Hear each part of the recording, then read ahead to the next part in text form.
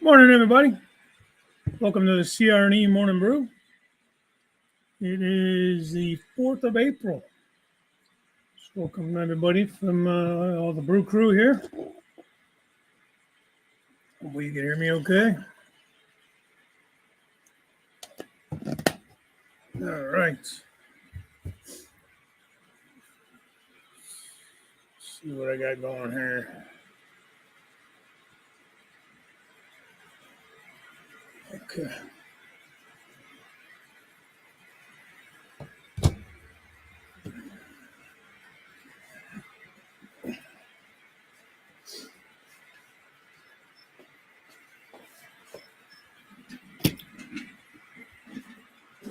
Sorry about that. All right. I'll take a week off and forget how to do the damn show. All right, so we got Artie in here first. Let's see. Dwight can have the cookie. I just want the coffee. I hear you, buddy. I got the coffee. Got the coffee. How's this camera looking? I moved a bunch of stuff around because I was working here directly above the workbench and track and got a lot accomplished, really. Ray Burleson, good morning, buddy. Ray Burrells. Good to see you in here. There's Lynn. Not even 6 a.m. here. Yeah. Sorry. Thanks for coming in. I know it's early. I mean, I've been up since 5, so I don't know. Not 30. I lied. I don't lie to you. Andy, Dog Pilot. Afternoon. John Manicki, how's it going? Hey, everybody, D-Rail. Morning, D-Rail. Sure he'll be watching while he works or listening while he works. If these trains too loud, give me a heads up if it is. If they're okay, then give me just thumbs up or whatever.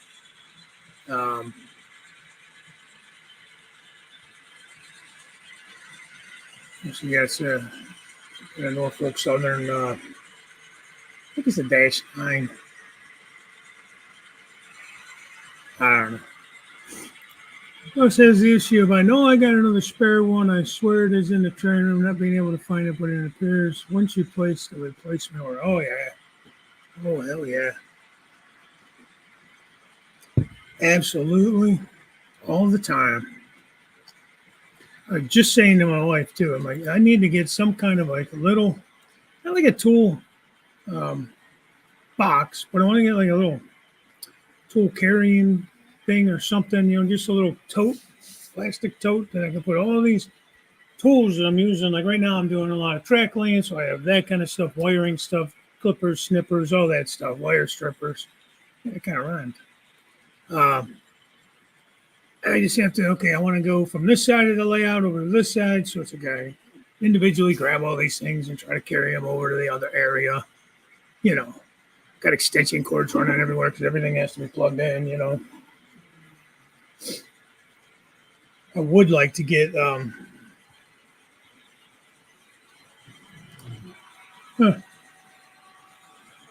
another scale trains. Freaking locomotive of mine that doesn't want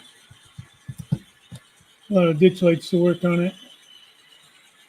I'm having issues with that, man. I don't know. I call them up and they act like I'm stupid. Pete, how you doing, Pete? Thanks for coming in. Let's see how far behind am I now. It's 9:04. I'm only at 8:53 here. Item wasn't cheap. It was like 170 Australian with postage from the United States. Okay. Well, what was it?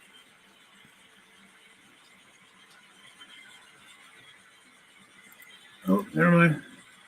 NCAIU01 for computerized block detection.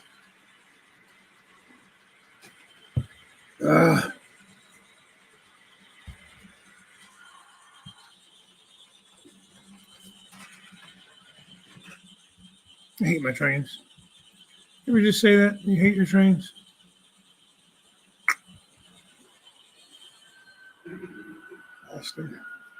Bastard.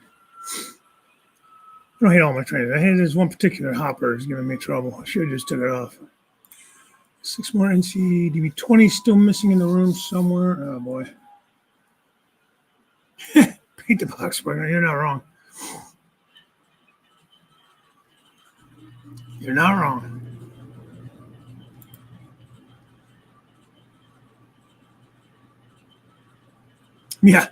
Yeah, definitely. We all have that spot. I'm gonna put it here. That's right. I always know where it's at. Where's that spot again? Yeah. Thanks for the advice. Good morning, Floyd. Hey, Chris. Tennessee River. Morning to you, sir. Yeah, he's bribing Pixie. Pixie's stealing it.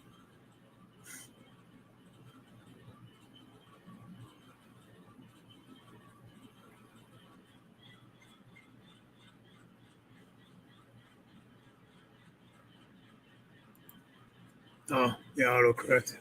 Bane of my existence.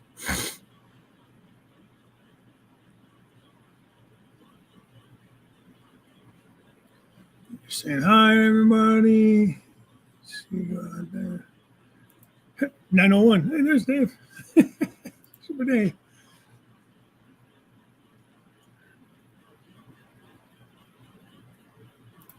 Morning, Dwayne.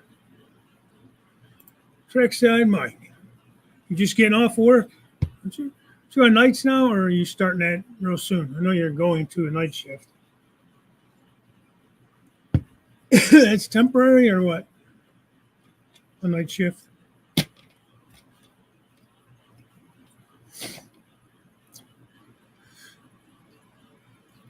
morning. Looks like you've been busy. I've been busy, man. I've been doing work. Trying to get some of this track. I'm out of track just now. I'll get this intermodal yard in, and then I think I have a lot of little pieces, parts. I mean, I could make runs of track out of it, like in a yard track or something, if I want to. But no, like larger pieces. I have a couple of new ones. I just picked up a box of 25, and those will be gone. But with that, I was able to get in my inside main all the way up and around the peninsula. And then also on the peninsula, there is a passing siding and then a yard lead into the intermodal yard that will all be in, along with the intermodal tracks. Will all be in here. Probably mess with it today, so should be able to finish that. Anything's cut and laid and spaced, and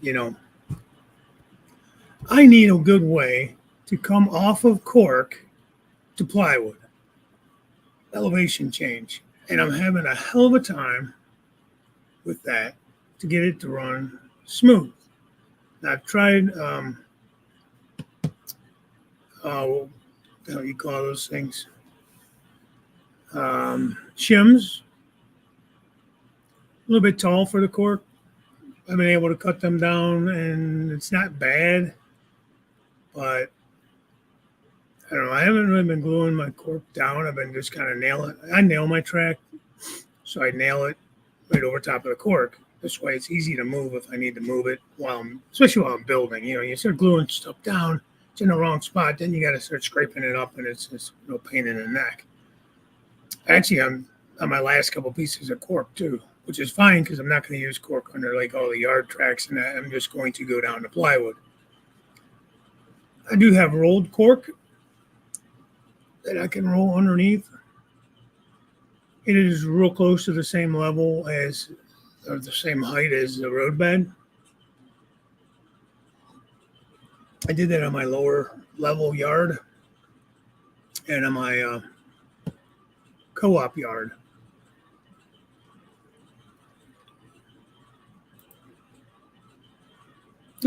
Thanks, Chris. Dave, you are awesome. You're awesome too, buddy. Thanks. Appreciate that. I think he's blowing smoke, but that's okay. With that, I do appreciate the super chat. But the The comment, I think, is a little suspicious. Knowing Chris the way I know Chris. Thomas Moore, what do you got there, buddy? I have an Old Rock Island. I have Old Rock Island Railroad stuff. Oh, okay. That's cool. I like the blue scheme. The bankruptcy scheme, I guess they call it. That's the scheme I like. And I've said it before. That's kind of what I modeled my logo colors off of. So, similar. I mean, not exact. Bernard C., what's happening, man? Why the hell are you yelling at me?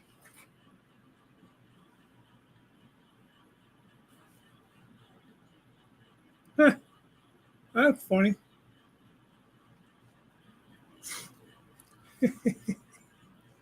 Somewhere my train came uncoupled, and now I'm pushing about half of the train. Oh, man. I hate my trains. They ran fine all morning.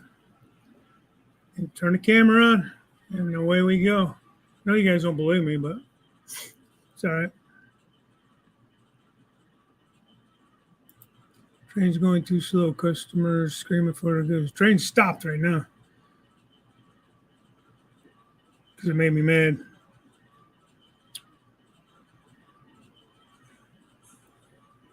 3 toolboxes, yeah. I just need like a little tote, a little plastic tote or something that just to put what I'm working on in. Like I have a place to keep everything, but like maybe, like you said, have a couple, maybe even, this would be for like electronic stuff. This is just general tools. These are power tools, stuff like that. I don't know. I don't really have anywhere good under the layout set up for where I want to put them. I figure something out. Railroad spikes. I'm shocked. You like railroad spikes? I've never known that about you. Anthony, Georgia Sunbelt, what's happening? Good morning. There's my buddy Curly. Hi, Dwight.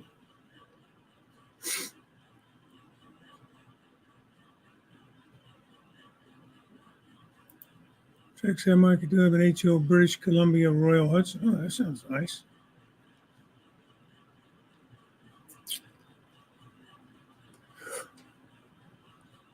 Woo-hoo. You start tonight, okay. I ducked out of your show. I don't know how late you guys went, but it was a good show for the time I was in there. John Skokill. How in the world have you been? I know it's a busy time of year for you with tax season and everything. But yeah, thanks for popping in, and hope everything's going well. I'm sure we'll see you around here sometime, maybe middle month, or maybe you take the rest of April off and get back at things back at it in May. After all the tax things kind of calm down. Maybe. So, Pete, what was running above me was a Canadian National intermodal train, but I have to go check it out and see why. It came uncoupled from itself about halfway down, and now I'm pushing half and pulling half.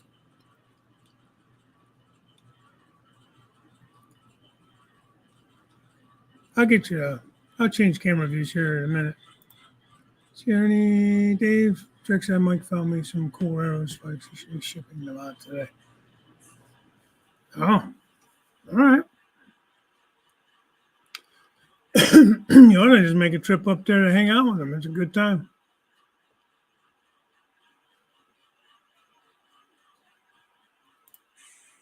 So I have a box of Pico Flex left over. I'll look to finish the train. Yeah. It don't go as far as you think it does. I didn't want a ton of extra track laying around. For those of you that are not aware, one of the guys in the community, Robert Sacco, a couple weeks ago, his dad had been sick and his dad passed away. And he has a nice layout at his house. And unfortunately, Robert's going to be in charge of having to tear that down and just do whatever with it. So he's offered the track up to me. And, obviously it's not going to be anytime soon. It's going to be when he gets a time and ability to go through it. It's got to be emotional. So no rush on that. So I told him to let me know what he needs and all that kind of stuff. So it was super nice of him to offer that up. Yeah, that's why I don't glue it. I did on the first level some areas, and then I stopped doing it because I'm right on top of plywood, except for the road bed. I'm not using foam on top of the plywood, so I'm just nailing it. It just seems to be easier, especially if you have to move things around. I had one on the climb the other day that decided it didn't want it. I mean, these cheap ass couplers on some of these cars. So most of the cars I have, like 99% of them are fine. The couplers are all KDs or the Walters Proto. Like the Walters mainline come with nice couplers, so I'm not going to change those out.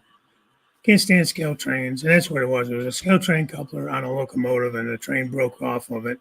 It's a metal coupler, but they came loose, and that thing started flying down the climb. And by the time I got to it, it had picked up a lot of speed, and thankfully I was able to stop it without it getting damaged or anything. And it was, of course, my trailer train, and that thing there is so damn delicate. If you touch it, things break off of it, and the derails, all the trailers come off, and everything else too. So, yeah, yeah, I gotta go figure out what the heck that was, why it did that. At least I think it did. Where I'm sitting here, it's hard for me to see up top there. Like I could see sort of. You can kind of see the train there behind me up top, but I can't really see what's going on. But I don't see locomotives in the front, so that's probably what happened. There's Bernard. Hey, I totally forgot about your show last night. Your happy birthday show. Well, happy birthday. Hope it went well. I get out of work and I'm just tired, man. So if I don't fall asleep on the couch, I'm going to bed early. He said I happened to pop into Mike's real quick, but I wasn't in there very long. You don't start till 2 a.m. My shift starts at 2 a.m. What does it run to? I figured you'd be like, see, that's the difference. Like we have, like traditionally in the hospital, it's like 7 a.m. to 7 p.m., then 7 p.m. to 7 a.m. So they're 12-hour splits. So maybe I was thinking more like you'd be on like midnight. I did overnights before, and when I was working for Pepsi, and it was, I think we started at 11 p.m. and we went until 8 because we had an hour lunch.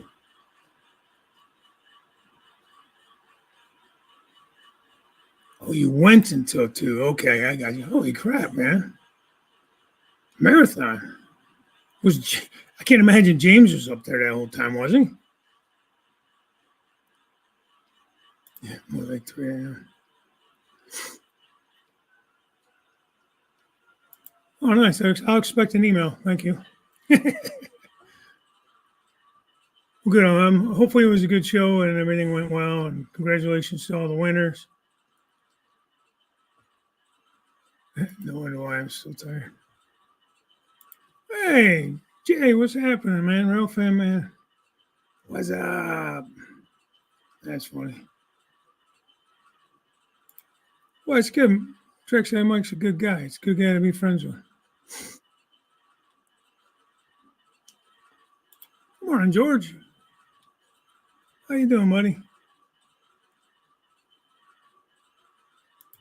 Thomas, I am going to Timonium. I just had a conversation with Wilmer actually on Tuesday. Talked to him for about an hour or so. So I'm going down probably Thursday. I'll leave here. I'm going to be staying with Anthony. He lives down there in Maryland, Georgia Sunbelt.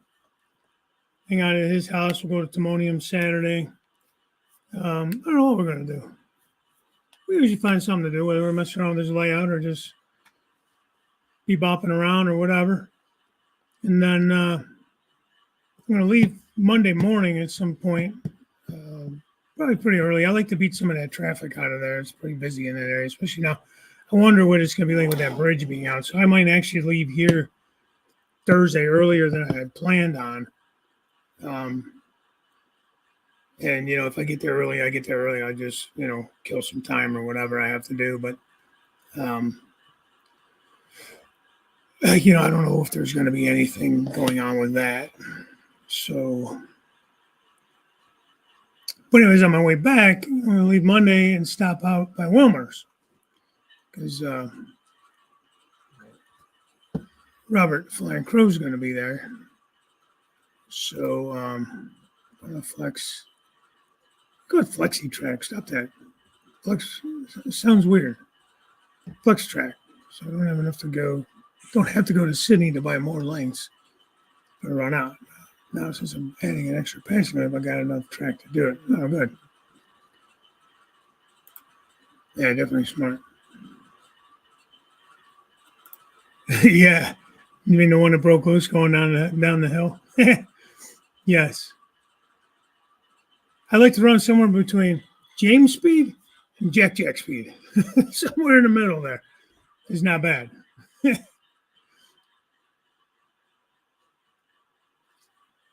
Oh, no doubt. That's cool.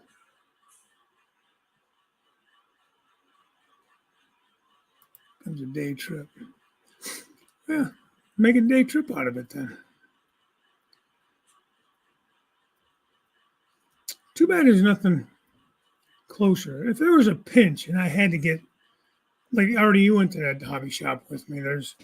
Um, I could in a pinch I could get some things, not things like we were looking for, something like really specific, like a couple pieces of track or something. I'm sure I can pick up.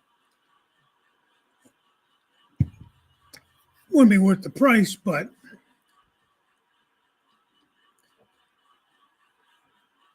which extra track? Hold that for the layout expansion I'm trying to plan. Yeah, it's an extra track. I would have had plenty of track, guys. I added a second line on the upper level. I wasn't planning a second line when I originally bought what I needed. Oh, happy early birthday, Thomas. May 16th will be next a couple Tuesdays. It looks like it's on a Tuesday.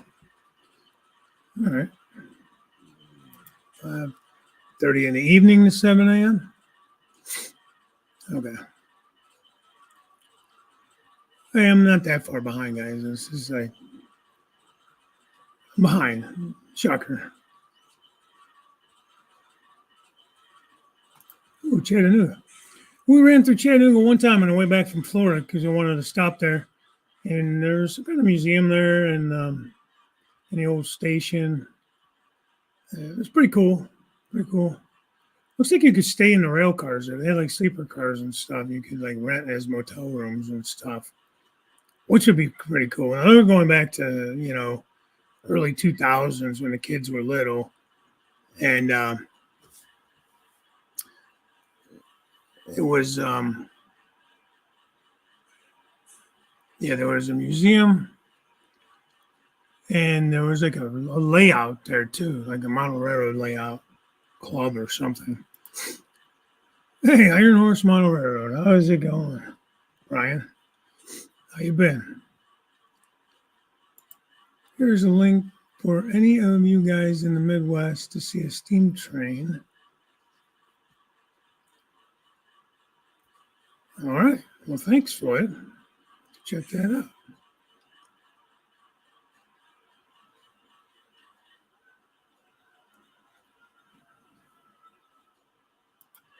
Oh, okay, Anthony. Well, that's good to know. I didn't know if they were going to reroute any traffic and it would be out that far. You're a couple hours from Baltimore, right? So it'd be kind of way out of the way. But I don't know. Everything kind of is a blur down there. Once I get on 70, yeah, run the turnpike into Breezewood. I think it's 70 I pick up from there. Oh, yeah. He ended up getting something in his tire. Had to get a new tire. All right, man. Well, good luck with that. I'll hit you up later. Text me later.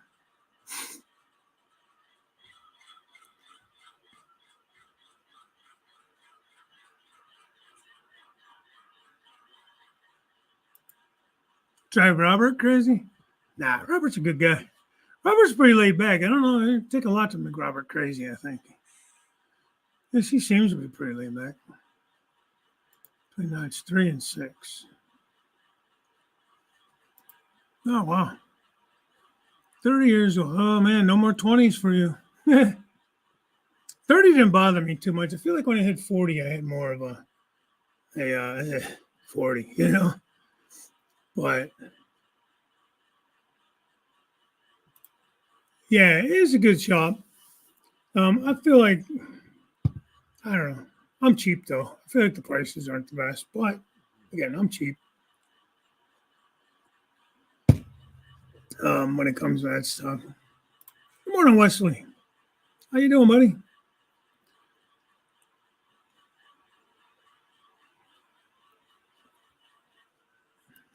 Pete, that's funny. I say it's been 23 years for me too, so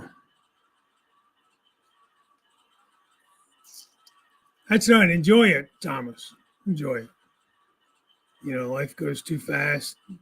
One day runs into the next, and it's like, holy mackerel, what the hell did I get to be where I'm at? So enjoy every day. Don't let it. No, age is a number, man. It's how you feel. Take care of yourself, and we'll go to bed, you big dummy. You're gonna have to go to bed at some time so you can get up to go to work. This is gonna really cut into your train time, you know. So, what is this? Something special going on there at the plant? Did you have to go tonight, or is this a permanent thing, or Crooked River work for spring break for? Oh yeah, are you a teacher? Love it. Love being able to model where I've been going live. But yeah, I've seen that you were up the other day.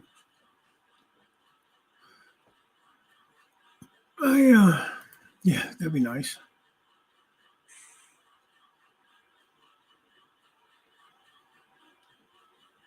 Yeah, thanks, Wesley. I'm gonna be shaving it off probably here before I head down to Timonium. Hey, Andy Dobson. Andy Dobson. Got Andy, the hot dog pilot, and then you got Andy Dobson.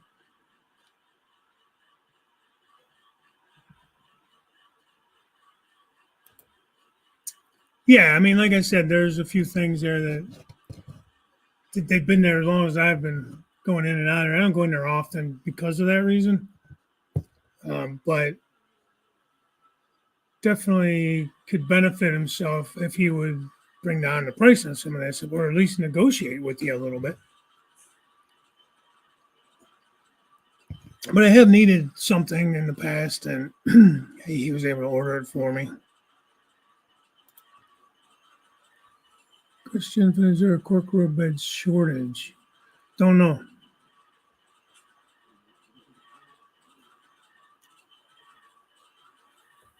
4 boxes. Yeah, so like I said, when I tore down the old layout, I saved all the old cork. So I still have that cork if I did want to put cork down underneath all the yard tracks and stuff, which I'm not planning on it. I saved it because I didn't know. But I like to go with new as much as possible for mainline running because it just the way I like to do it. Just everything's fresh, everything's new. Um, no chance of being like kinked rails or anything all beat up or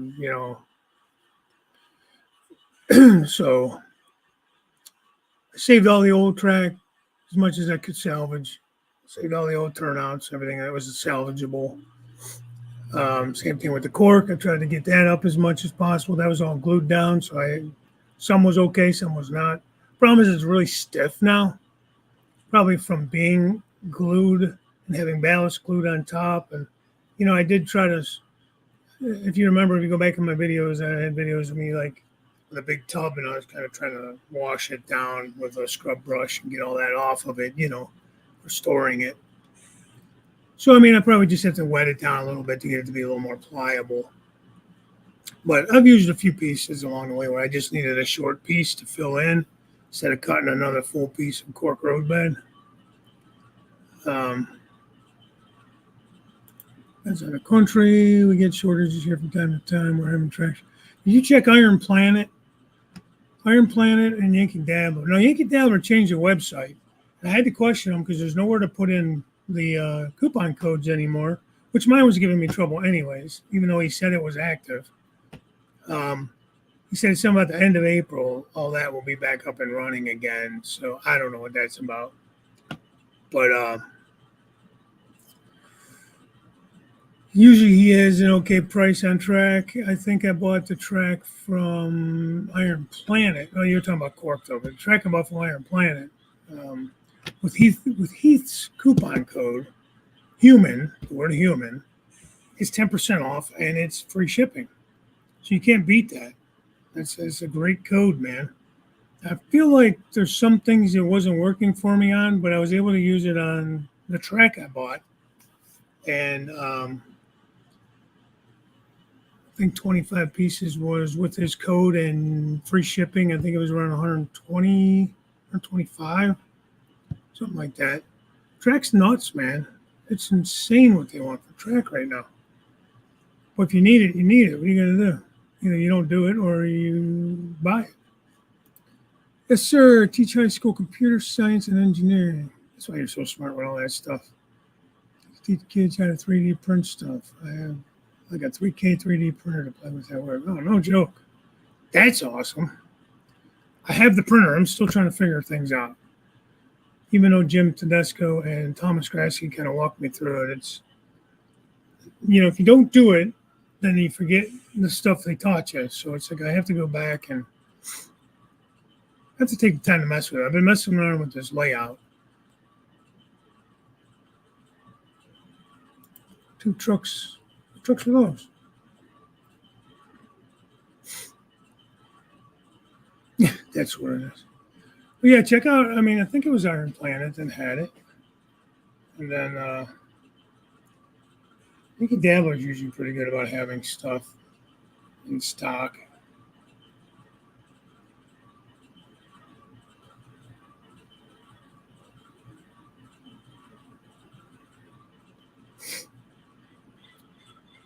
Yeah, it says join the wait list. Not bad though. I mean, if this is the current price, it's $50.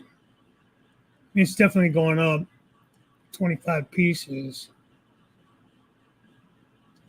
And they're even out of N scale cork. I know Daryl uses N scale cork on an HO layout. He just likes it better, likes the profile better and everything. I've heard of a lot of guys. Me? God, no. God, no. I'm back over there, too. Okay. You try Midwest, Mono Railroad. How about Lombards, Spring Creek? I'm trying to think of anybody else off the top of my head. The bigger stores, Yeah, nobody up there near you, Jay? Local shops?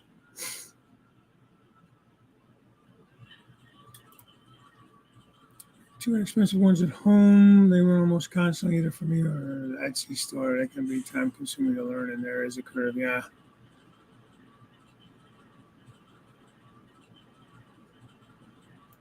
There you go, Jay. Yeah, Ryan. I'm sorry. I couldn't think of the guy's name. But yeah, like I said, you can't beat the deal. His prices are good to begin with. But then, what Heath's code, man, you can't beat it. I'm a fan of Yankee Dabbler, but, you know, if I could get it at Iron Planet, I'm going to be honest. I mean, I'm going to save the money. If I save money here, I can spend it there or not spend it at all. But yeah, I mean that's never appealed to me. The foam road bed. I can send you all my old stuff. I mean, some of it's good length, some of it's pieces, smaller pieces. I tried to basically stay with stuff that was anywhere from a foot to the full 3 foot. It was hard to get it all up and not break any of it, you know.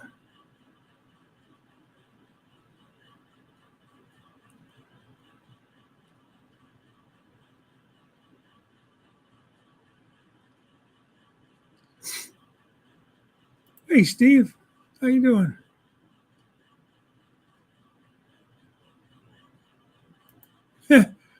Well, that's one way of looking at it, Brian.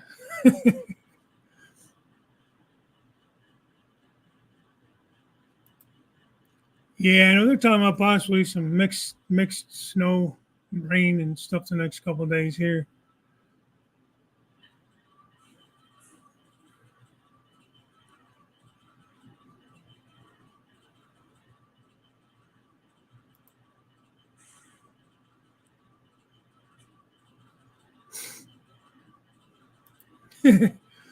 Already, something wrong with you, man.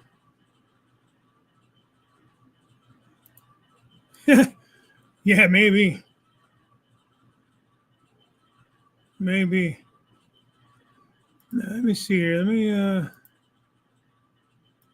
You probably saw this the other night. No, you didn't. So this picture here, this camera is showing. Don't mind all the mess down there in the corner, but this is, going to be the intermodal yard over here. So you can see a lot of these tracks are just kind of laid in there. They're not set. And I just have the green cars there just to make sure spacing. They're just easier to deal with than trying to deal with the intermodal cars. Like track spacing, in the yard itself. So there's that. And then this, I think, is the one you guys probably saw some the other night. I was running down the intermodal or the inner line here. So the inner main comes up the peninsula here towards the bottom left of the camera, and it goes around and then to the other side. And if you look through the stud wall, you can see along the wall there where those pictures are. There's the intermodal train there. Then I had to stop because I got to go up there and figure out what the hell happened.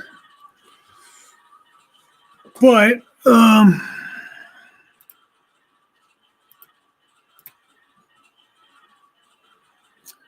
this is what I was working on most of the other day, trying to get these in. So I have enough track there. That's all the track I really need. I just got to do some piecing in there at the end where it comes into the turnouts.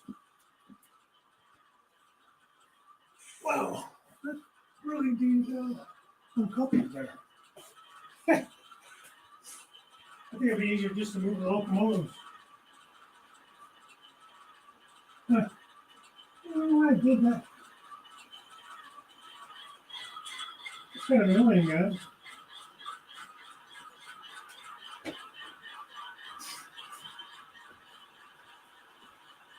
Well, let's see.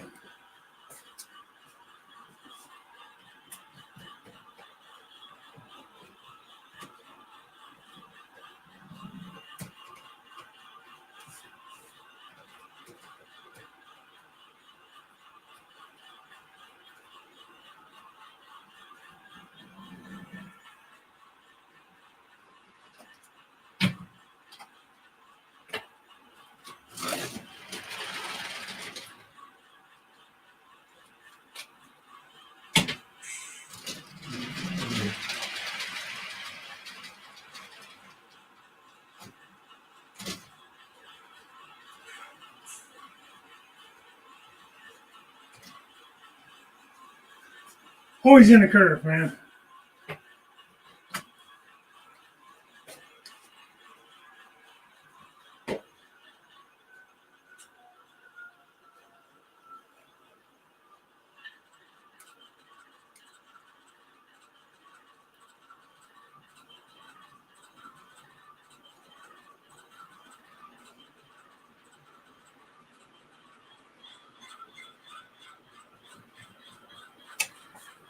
I'm going to back the center modal up, rehook, see why that happened.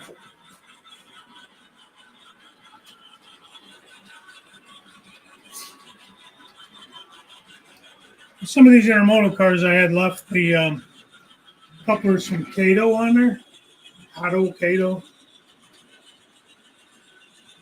So maybe it was that.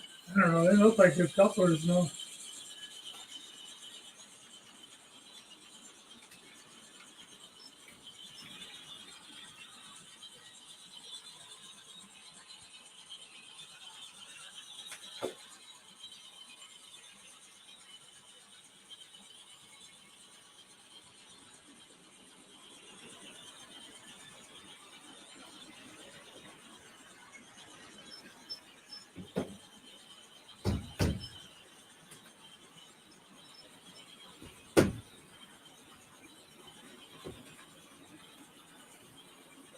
Yeah, we'll see what happens.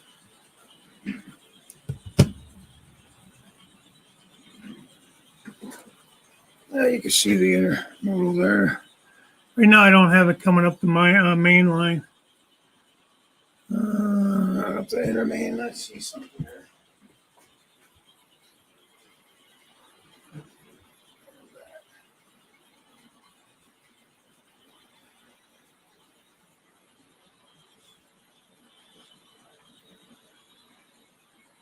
Go over here, see if this pans out.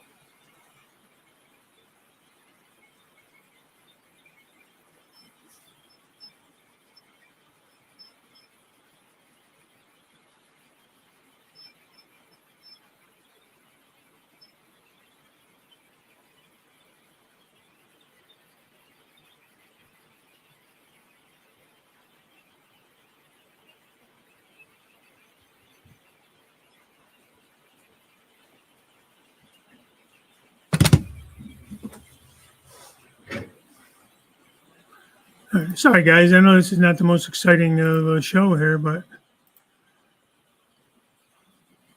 on camera. Yeah, sorry. I'm trying to move that to the inner main just so we can watch it do that. And all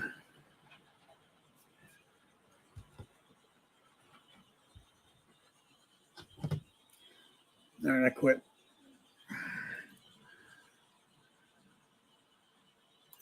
Yeah, thanks, Steve. It's getting there. My goal for over the winter was to actually get up on the upper level and get track laid and all that kind of stuff, and I did manage. Got a lot of work to do still. Ballast I also fixed with latex glue. That little gadget that Wilmer had the other night was pretty spiffy. Bud Files, how you doing? I do not, Jason, have a reversing loop. I do not want a reversing loop. End of story. There are many questions about that, and I just have no desire to have a reversing loop. Shut up. The thing's too loud.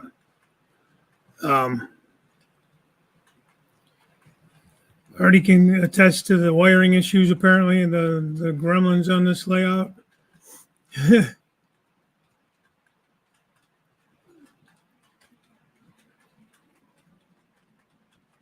No, I don't use that. This is just StreamYards.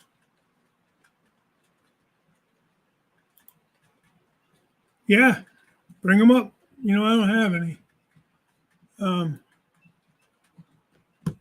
But yeah, definitely. I have to go and see if I can reprogram. I have two, I think they're ET44s, tier 4s, and they're just not responding. So I got to get them on the program track, Norfolk Southern, their scale trains, and see what the hell's going on with them.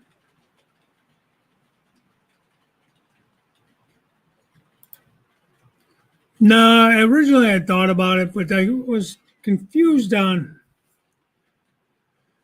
See, the peninsula itself could be just one big reversing loop, but I have a lot of sidings and everything on that, so I don't know how those play into all that. You know what I mean? If at all. And I don't know. I just decided when I tore the old layout down, one of the main reasons was I was getting more space. But instead of just adding on, I decided to start over because I was not happy with the way the layout operated. Um,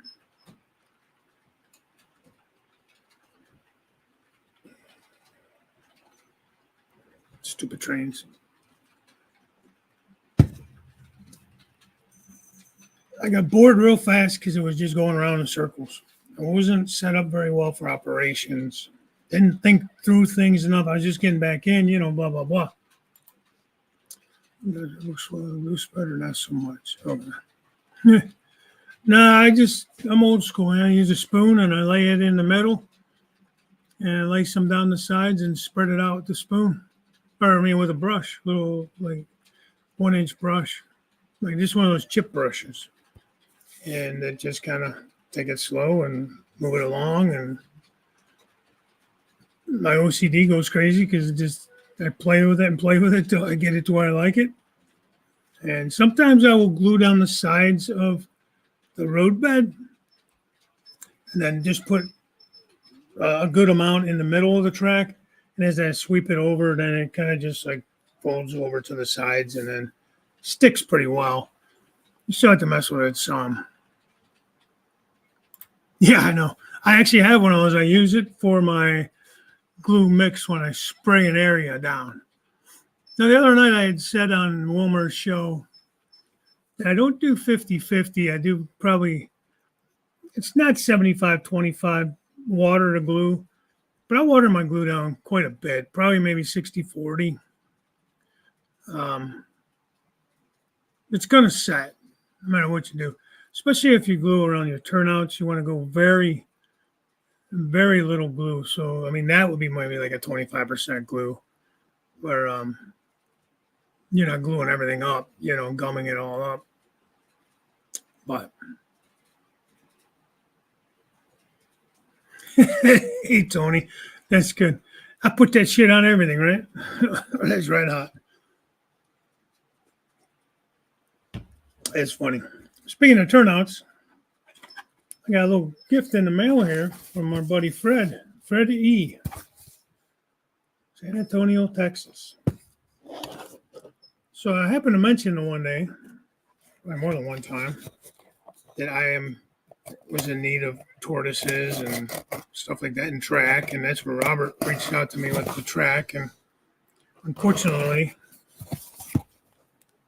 like I said earlier, with his dad passing, I figured I would just open this up on camera. Let's cut the box open here. See if I can turn this down to the table a little bit. Put this mic out of the way. So he had asked me if I have ever tried the smales. And I said I've never tried a smale instead of the tortoise. So I get an email from him, I don't know, one day last week or something. He said, I want to gift you a smale to try, see if you like it. So thank you, Fred. Appreciate that. I will 100% give that a try. As you know, Daryl sent me a whole bunch of tortoises, which I will use. But there's a couple areas that, those switch 8s, I try to center them pretty well, but, you still end up having to really run a lot of wire to get to them unless you just have them everywhere, So I have them, tried to center them pretty well, but this is one I think I'm going to try here at the end of the peninsula to put it there. I have to read up on it and see, but this one has a whole edge connector and stuff already soldered into it, so that's pretty cool. So there's some kind of like connectors in the back here. I don't know what all that's for. I have to read it. He sent the booklet with it. I'm sure there's some videos on it too. So if anybody's used these or likes these,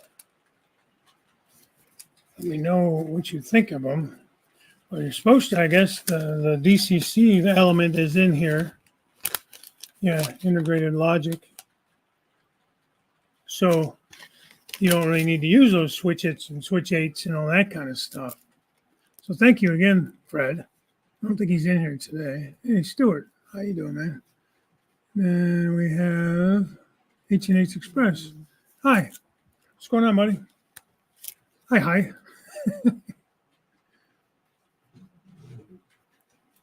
I like the smell as it has the attachment for a button to directly control the switch machine. Cobalt also said that. Is that what these are on the back here where it says 1, 2, 3? Is that where you attach the little buttons for the push buttons? Because that's pretty awesome. Now, I know these cost a little bit more, but I think once you consider the price of like one of those switch eights is usually around between $50 to $60, $40 to $60, depending where you get them and when you buy them. All right, Jay, have a good day, buddy. So if, that will save me those boards. That would save me the extra wiring to wire, because I would have to send this wire. If I put it right here at the end of this peninsula, I'm looking at, I hate my trains. I swear to God. I'll have to put it at probably 8 feet of wire to get to that. So let me see if I change cameras. I gotta go fix this train. It's tripping everything. Oh, wrong one. Yeah, so the you look on the lower level where that cement mixer plant is, it's like almost directly above that is where my switch 8 is for that area.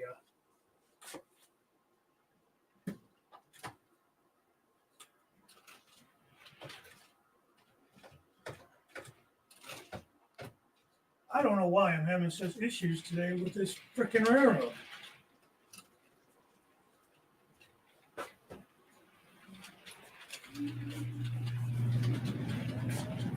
Tell you what, sometimes I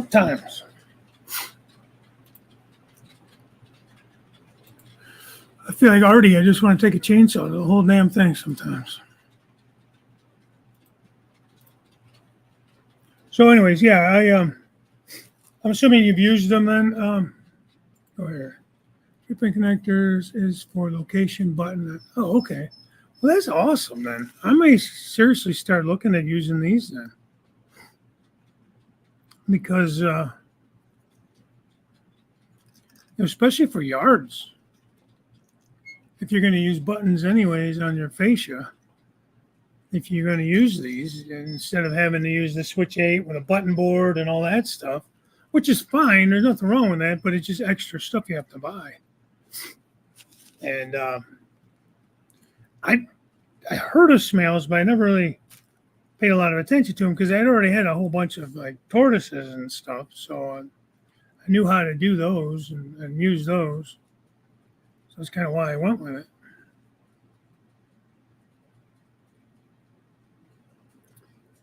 And but yeah, I think I might be switching over anything going forward. I'm not going to take out what I already have in, but going forward, I might switch over to these. We'll see if I like them. See how difficult they are to program and all that kind of stuff. I can't imagine they'd be any worse than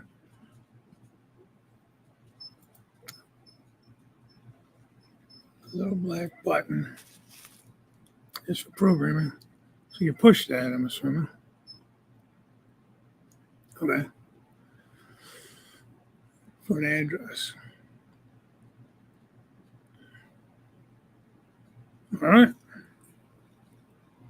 going to mess with that today. See how that all plays out. Because I think that's going to work out really well for what I'm doing.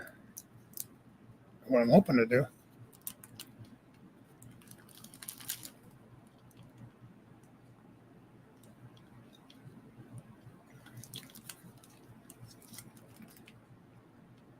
Now, is it the same, 1 and 8 that you hook up to track power?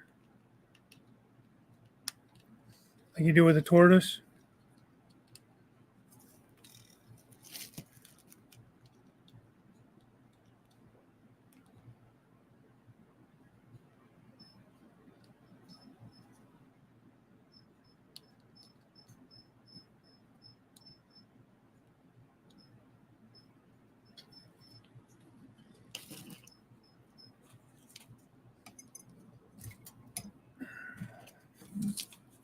This has got too much crap on this workbench, let me tell you. But thanks again, Fred. I'll hook this up, check it out, and it might be the way I go. Okay.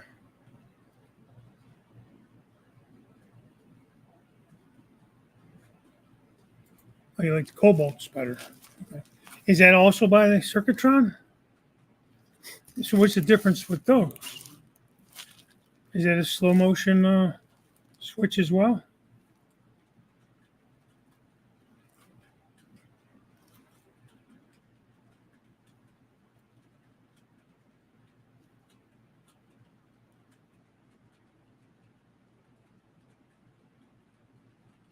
Let's see.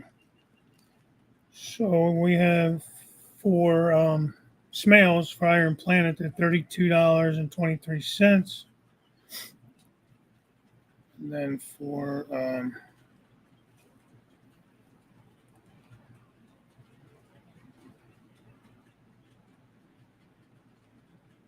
tortoises are $18.92.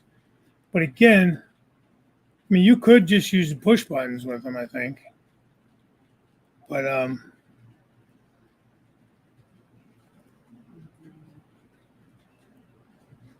if you want to operate it through your NCE system or whatever system, you need to have the switches or switch 8s either way. So there's the added expense there. So yeah, definitely a good option. And I just checked on our. They usually have like really good prices on that stuff. So yeah, well, what is that in U.S. dollars?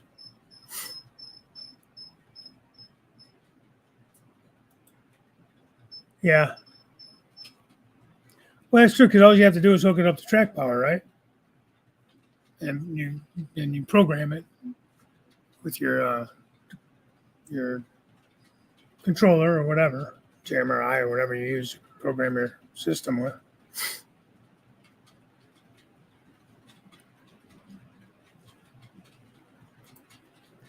Stuart, we have a Tiger Oscar and what I think is a Copper Oscar and a 75-gallon tank. Okay. Sounds cool. Don't know what any of that is. The type of fish it is, you know.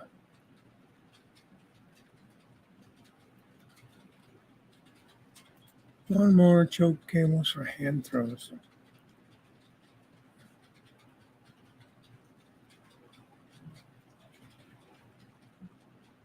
Man, you ain't wrong, Brian.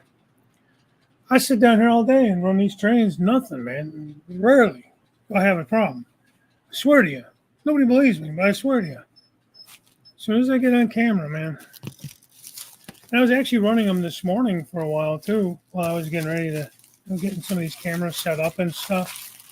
And I wasn't having any issues then.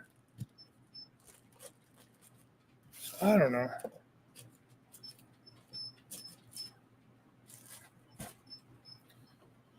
Either way, I'll get them figured out.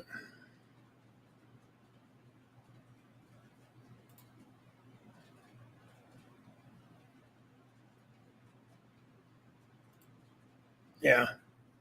I like having the remotes and the automatic turnouts and being able to, you know, my CR&E co-op is all on a panel with through toggles. So I have a switch 8 over there with the button board, and it's all hooked up to LEDs and all that kind of crazy stuff. But everything else that has a tortoise on it is, you know, on a switch 8 or a switch 8. Because there was a couple areas I only had a couple switches. So, you know, I wasn't going to put a whole switch 8 there and waste it. I didn't want to run, you know, 20 feet of wire to get to it.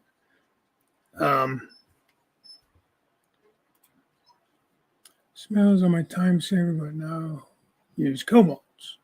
You selling them smells, and you wanna give me a good price on them smells? You shoot me an email. Got all the stuff there. You got buttons. Yeah, I got all that stuff. Yeah. Yeah, I got toggles. I got buttons. In fact, I just bought from the Train Freak Hobbies. Some of his old, because he switched over to, I don't remember the name of that system, LCS or something like that. He sold me all his old Switch 8s. Gave me a great deal on them, So I couldn't pass them up. And so I got those installed already. And just running as I install the tortoises. I tried to, like I said, put them sort of centralized. So when I get the tortoises in, I don't have to run 20-foot wire, But 3D printed a Flintstones house for them. That's cool, man. I used to love the Flintstones. That was such a great cartoon. When you look back at those cartoons as an adult, you see that there are so many like adult type jokes in there that you don't get as a kid, Same hookup as a tortoise. Okay. A long time ago, maybe when the dinosaurs roamed, I tried the tortoise but didn't understand them. That's when I went with the choke cables. The tortoise is honestly really simple to hook up. I mean, you got 2 wires for power, and then your inside wires, I guess, would be for either LEDs or toggles or what have you. Well, the toggles, I think you have to run in line with the power or something. But I've only run toggles off of them with the Switch 8 and the button board.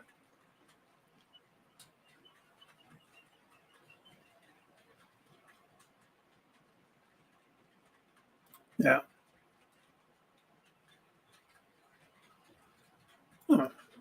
Hey, Jerry.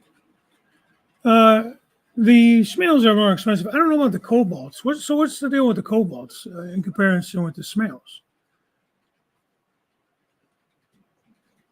When are they connected? Okay. I've seen those, but I haven't purchased any. Hey, Jasko. Good morning.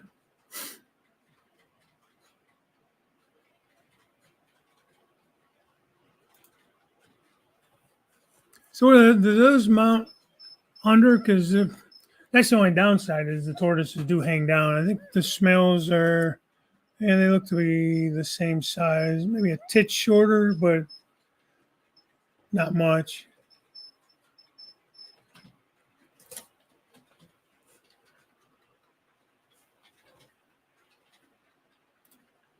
Two double throw switches inside for electro frogs or indicator lighting. So it's like your 3, 4, 5, 6, 7, right? 2, 3, 4, 5, 6, 7. So you do like 2, 3, 4, and 5, 6, 7 for that. There's a double pole. I think they're 2 different. If I'm not mistaken. I haven't used it. I don't have powered frogs. Everything on mine is Insel frogs.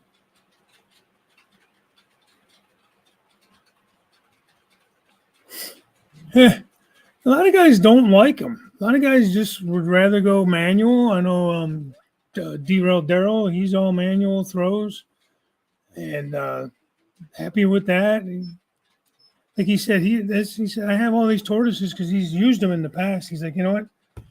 Just for me, it was just easier just to go and go manual. And he doesn't even use like those little throw bars, the little Chooch Industries or whatever they call them. He uses, just like I have mostly Pico, So, they already have that spring action to them. So then you just click them over and they stay. DCC Concepts, I got you. So are they basically the same thing, but just a different manufacturer? I still got to look at that with these PSS4s or PXX4s that I have. I got to turn down the sensitivity on them. Figure out how to do that. I got to call them probably.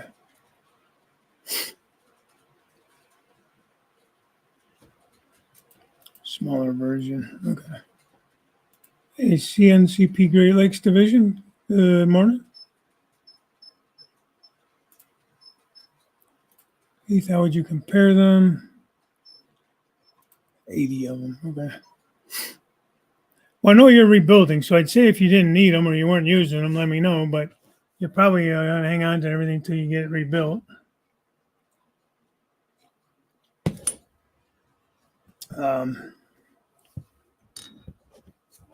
Well, yeah, I might look into doing that.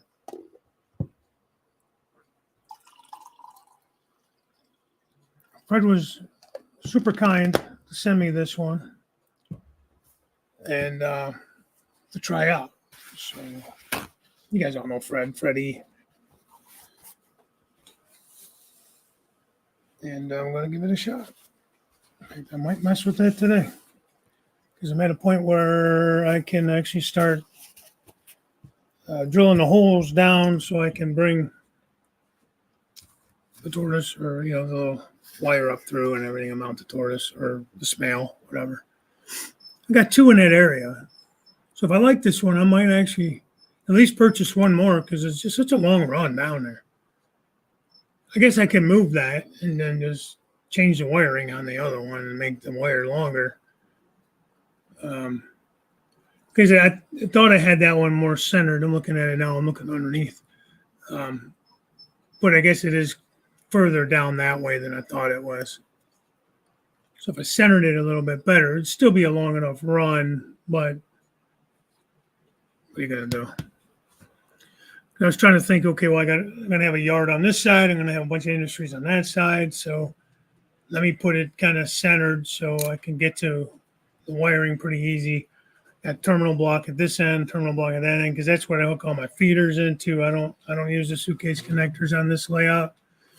I did them on the last layout. It worked out fine. I decided I wanted to go this route this time because it'd be easier to move things, change things without having to continually cut wires and poke more holes into the bus line and all that stuff.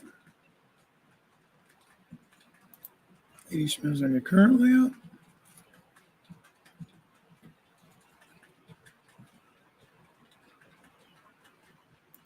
Man, that's expensive for a Switch 8.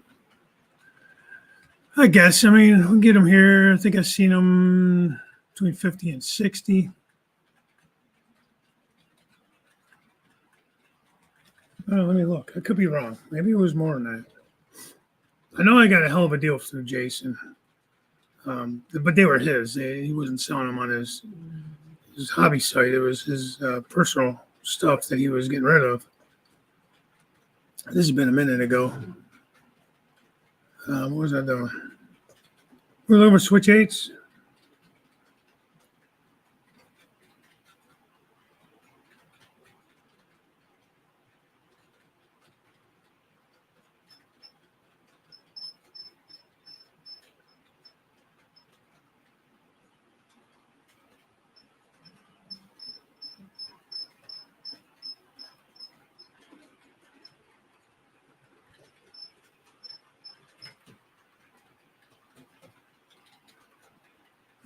Yeah, $70. Jeez, well, they're out of stock too, but Iron Planet. Shit, that went up. I don't remember paying $70 when I bought mine originally from anywhere. But like everything, I shouldn't be surprised, MP4 is a completely different use use case. I have the cobalts in most areas on my layout, but then the MP5s in specific areas were needed. I probably could have used that. I might look at that. Is it compatible with NCE and all the other systems? So I'm actually going to ask you, Artie, about those Pico ones you brought here, those like solenoid switches, because there's a couple turnouts that are above the climb. I didn't plan this out well, man. I didn't think about it, but the tortoise hangs down too far.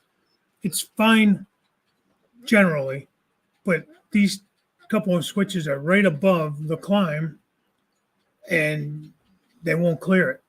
So I need something a little lower profile that won't hit the trains, or trains won't hit. So, hey, Denmore Junction, good afternoon.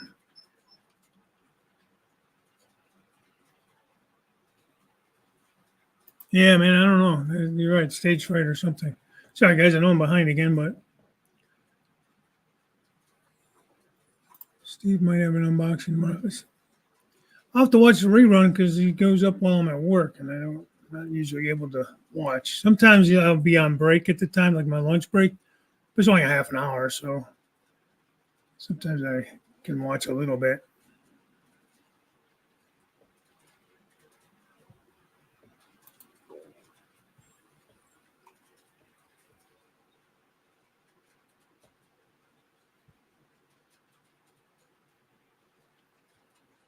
I'm not sure what that means, Heath. No, 80, or Steve, 80 from 1.0 to 1.9 and 2.0 from 80. I'm confused. I don't know what that means. Track bar, a separate bus. Circuit off PM40. If the switch shorts, it doesn't knock out all the circuits that way. I do have a 12-volt bus that runs underneath. I was going to use it for lighting and different things like that. The only thing is I don't know if I can use that. Like, I think, don't you have to be hooked up to your track power to communicate with your system and everything?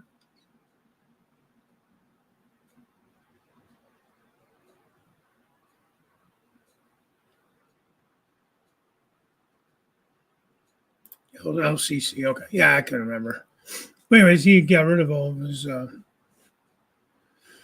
NCE stuff. JMRI engine driver. Okay, yeah, a lot of guys do stuff through JMRI.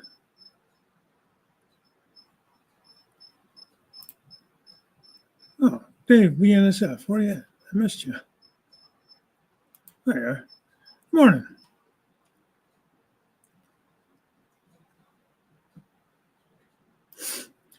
Well, I have 1, 2, 3, 4 on this layout that are Atlas curved turnouts. I think they're the two. Let me go see. Did I keep them?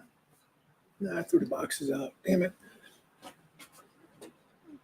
126s and 7s, or 7s and 8s, or 227s. I don't know. They're long turnouts. I don't know the radius on them, but they're long and they're wide. So I'm easily running a 28 off of the outside and a 26 on the inside, maybe is what it is. Don't quote me. All right, Artie. Yeah, I'm going to be getting out of here real soon. Two fish that eat live stuff and get about 16 inches when full grown. Yeah, doubles and bam bam. Hence the Fred Flintstone house from bedrock in the bottom of the tank.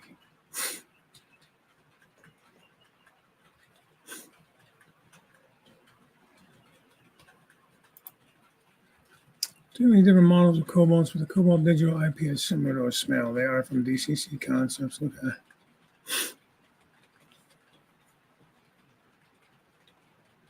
3/4 of an inch. Oh, wow, that's nice. 3/4 of an inch. 3/4 of an inch. This way? Oh, these. Because these things are actually, when you add in the board and everything down here, you're looking at about 3.5 inches that these hang down. 3/4 of an inch would be perfect for what I need it to do over that climb area. So I'd have to look into that. This is a concept product, cobalt. I'll look into that. Did you get that through Iron Planet? Does he carry those? Just because I had his site up. DCC concepts.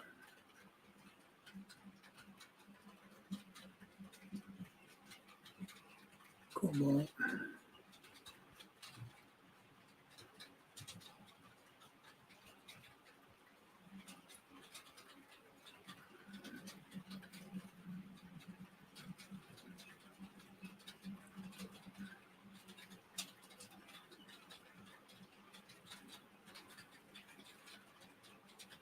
There.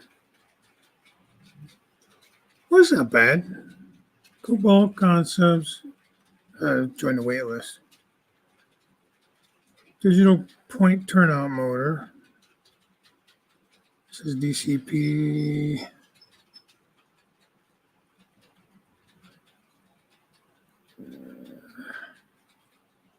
Hang on, let me just go in.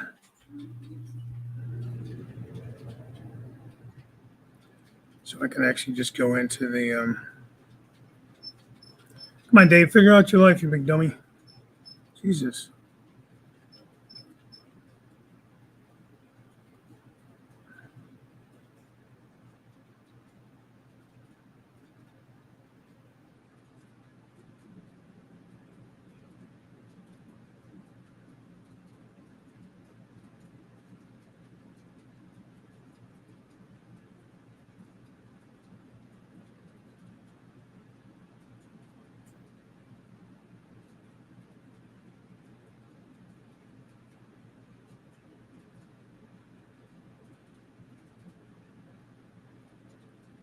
These are priced out in pounds. All right, I'll check those out. Thanks, Heath. Appreciate it. And Steve on the Cobalt information and stuff. That's and Smails. Well, all you guys, but YouTube in particular have been really helpful. Incorporate a live frog switch for polarity, but as I said earlier, can use choke or brake cable to operate among other F sleeves. Morning off the rails. Brew Crew, hope you're all well. I've invested in the Bullfrog manuals. I think Joe Rader uses that system as well, or something real similar to that. Hey, Joe. Speaking of Joe, Andy Borden, hello. Cobalts are great. Also, check out DCC guy Larry. Yeah, I like Larry. Larry can get a little long-winded, but he always has a lot of good information. Give you Miss Heath the question. Yes, if I had 80 smells on my current switching layout. No, only 19 of the 80 smells I ever used. On Retirement Railroad 2.0. Okay. Well, Steve, let me know if you will be unloading any of those smells. I'll be interested in let me purchase some of those from you. I will type my email here at the bottom.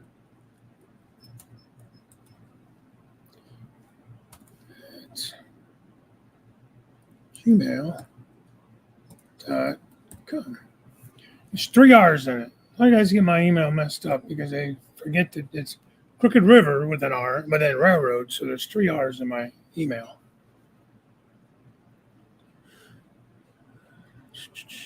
Let's see, guys. On my DCs. Yeah, I do. I don't know if it helps you at all. If it does, great. If it doesn't, either way, it helps Ryan's business out. He seems like a great guy. I've never met him, I don't think. But he's priced really well.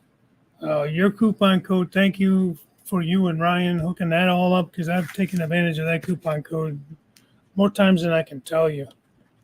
And honestly, that's what I wish more of these companies were about. Even if you don't, usually the shipping is not too bad anyways. You know, Yeah, absolutely. I do appreciate it, Steve. Um,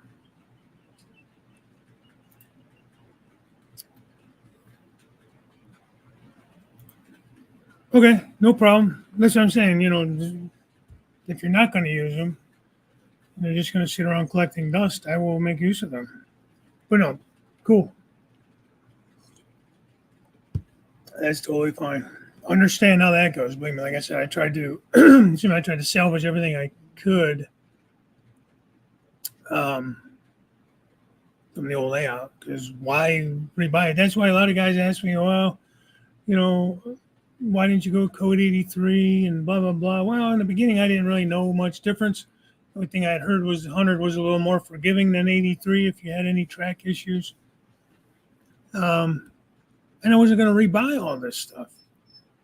You know, I had 53 turnouts or code 100 picos. I'm not going to buy all those over again. I could have gone with 83 on the upper level, and anything new I bought, I could have went with 83. Very true.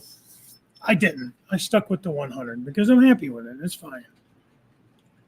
And like I said on my Tuesday show last week, if you look at my layout, and I'm not trying to sound cocky or nothing like that, if that's the only thing you focus on is that I have code 100 track, if you're able to really tell that in my videos, good for you. That's fine. But, you know, to each their own, right? It's my railroad. I'll do what I want. Is that how the golden rule goes with that? MTB switch machines, MP1, MP4, and MP10 do not have decoders built in. Okay. No. No, he's going to use them all, he thinks. By the time you build 3.0, you're going to want the new shiny stuff. All right, Tony, thanks for coming in. Okay, sorry, Heath. It was nice being your friend for the years that I've known you on YouTube. Sorry to disappoint.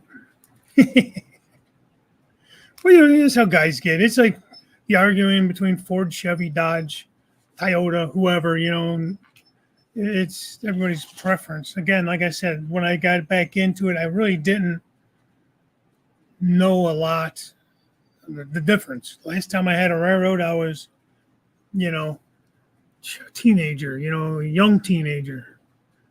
So it's just kind of what it is. And a couple guys I did meet early on, really none of you guys, honestly. And I still talk to them guys. They're still good guys. But they recommended, being that I wasn't real confident in my ability, brand new getting back in after 20 some years of being out, they recommended code 100 just because the rail was taller and more forgiving as far as derailments and stuff like that. And that's what they said anyways. But I'm fine with it. I don't think it looks too bad. I don't think it looks bad at all. And anyhow, I can see a difference. Like when I go to Anthony's house, now he's all code 83. I could definitely see the difference. I can understand why guys go with 83. It definitely does look more prototypical. But, yeah, and like I said, I had too much of it to change it out. That would have already cost me enough money. It would have cost me double that, because I had. Now, this lower level doesn't have as many turnouts. But remember, my old layout, even though it was smaller, I had a double main line on it. So I had more turnouts being used on that layout. So I think I had 50-ish. The second level alone has 50 turnouts on it, on this layout. I'm building two layouts, guys, if you think about it. So this would be my third layout, really. Second and third layout simultaneously. So that's a lot. Yeah. And I agree with that, Steve. I mean, unless you're just that avid of a rivet counter, you got the guys, and I appreciate that. the guys that actually 3D print or buy the 3D printed little plates you put between the rails, like on the real railroad. They're gonna call them tie plates, but they're not tie plates. They're the joint plates. I don't know what they call them. You know what I mean, though, where they rivet the two rail sections together. I mean, there's guys that will actually put those on and everything like that, and that looks so cool. I'm not getting into all that. That first of all, that's just too tedious for me. And I'll make a mess out of everything. By the time I get that super glued up on the rail and everything, I'll have a mess. You know, so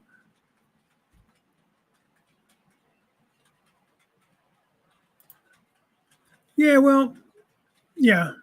Especially when you get into like some of those older Tycos that have what they call those pizza cutter wheels and stuff. You know, I use all metal wheels. Most of mine are either Intermountain. Anything I add or change, it's Intermountain just because that's what I like. Wheel sets. Like all these Walther's main lines and scale trains and most of your manufacturers that come with metal wheels are just fine. They're all pretty decent wheels.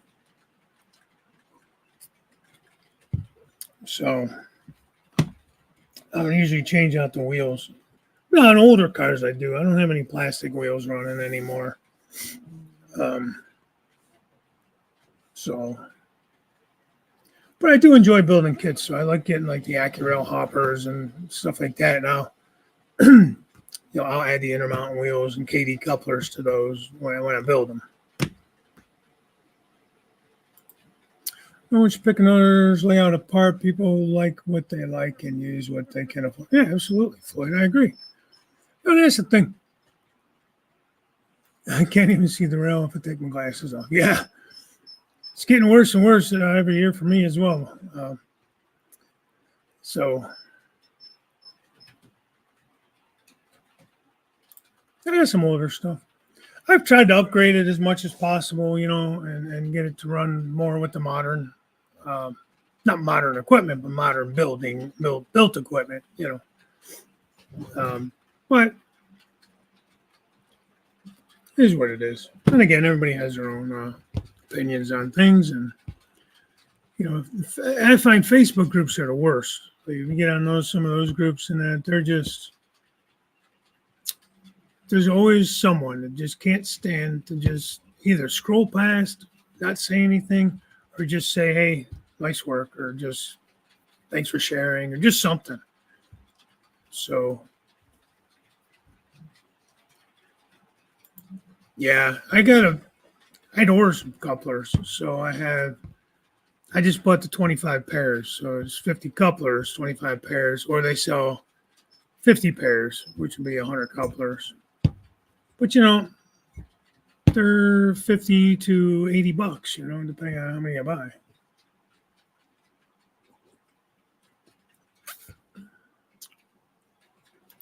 Hey, Stormy, Dave, how's it going? But you know, and that was another thing. I got in with the number fives, and then I went over to the 148s, which is same thing basically as the number fives. You know, they're a little more chunky. They're not the scale heads. I messed around with some weathering the other day on this one. I cannot just lightly weather a car, man. I don't know why. I'm trying to get better at it. But like I just wanted that. Just basically like a wash on there. I'm gonna add a little bit more to the top to match the damn sides. This side's a little better, a little lighter. You know, these primered cars kind of get like that rust line. This I got a little heavy-handed on. Now it's just acrylics. I didn't seal it. I could probably just wash that all off and start over. So I might do that. But sometimes I get tired of doing stuff on the layout, and I just hang out at the bench here and watch videos and weather or tinker and that kind of shit. Thanks, Jerry. All right, Heath. Thanks. Yeah, let me know if you're looking to unload anything extra you got on those smells or whatever. I'm definitely be willing to talk. Standard heads versus scale heads. Standard are more forgiving, and 99% of people can't tolerate it. Exactly. Now, I've said it before too. If I was going to do like strictly a Luke Town diorama, if I ever got that good and I wanted to just put up a diorama where I'm just seriously focusing in on a car, first of all, I'm not going to use a Walther's mainline.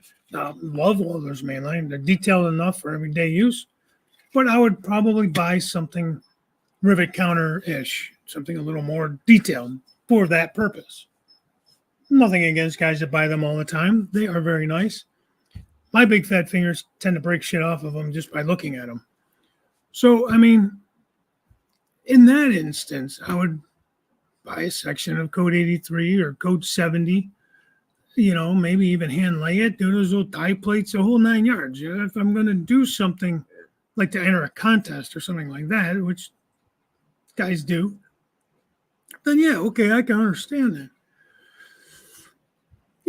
I don't have the biggest layout in the world, but it's a damn good size layout. I am very blessed to have the space and the means to build this damn thing. So there's that. I am not spending unnecessary money for something that in my mind doesn't make that big of a difference. Code 100, code 83. If I was starting from scratch, maybe I would have gone with code 83. I was not starting from scratch with track. Because even if I would have sold all that track and turnouts and stuff, I'm not going to get brand new prices on it.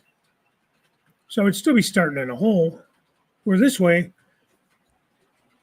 the first level, I did not have to buy anything really. I had enough track from the old layout. If I wanted to use my old track just for that, I had enough track.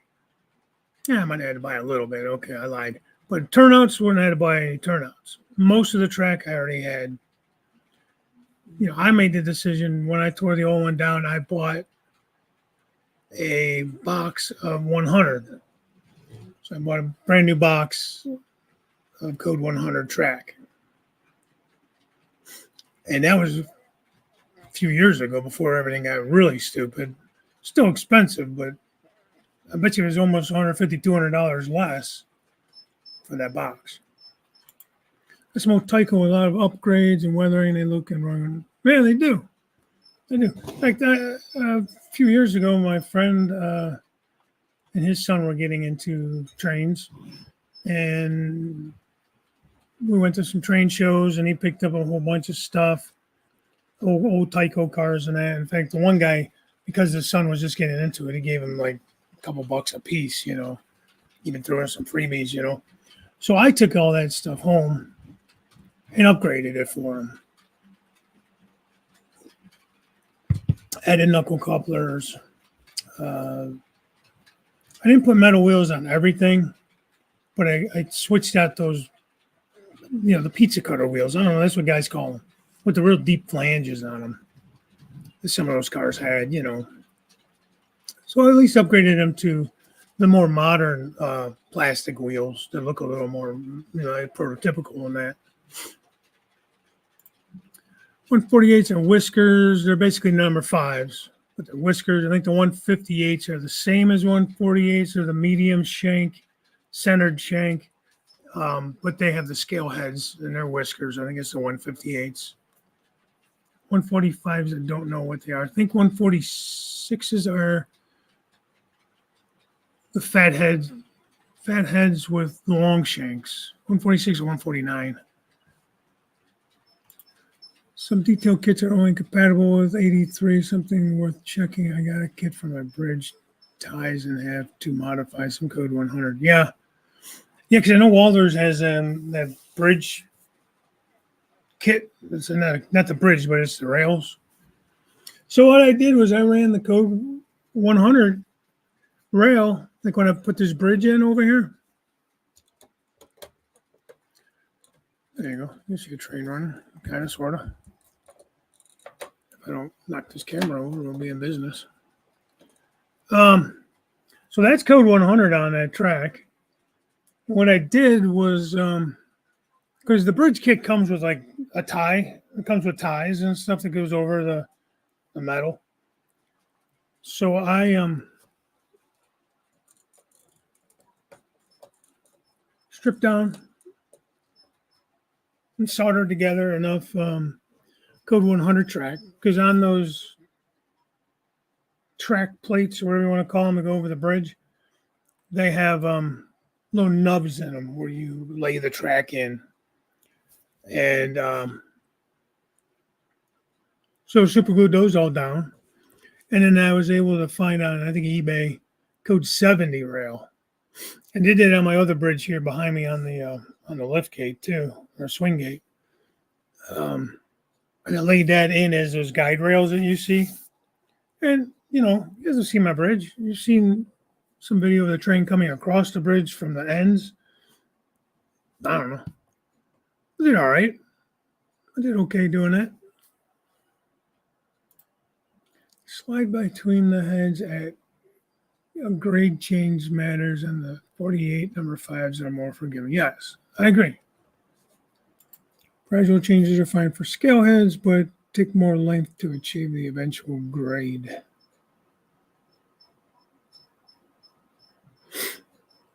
Yeah, and I think that was kind of where I was going with that as well.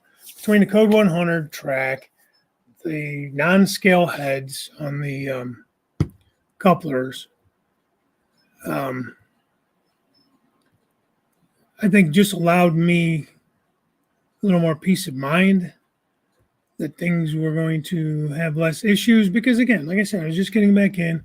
I did take my time. I did try to do things right. But even on this layout, from the time I laid, say, the first curvatures and stuff, the first radius, say, on the lower level, I've learned new tricks to lay the upper level to curve flex track. Because I use the Atlas Flex and mostly Pico switches. Now, those long turnouts I have, curved turnouts, are Atlas. But everything else is Pico turnout-wise. For club, we have an older layout. Guys who use the scale size KDs are always uncoupling and change of grades. Yeah.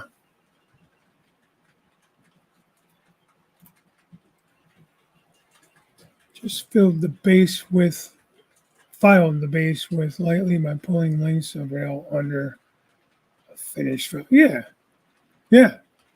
Yeah, definitely smart doing the base and not the top of the rail. My dumb ass would have done it the other way around and messed everything up. But I weathered the hell out of this one too. Again, way heavy-handed on this one. I got to hit the top a little more to match the size a little bit, but yeah, I got a little stupid. That wasn't supposed to be that much.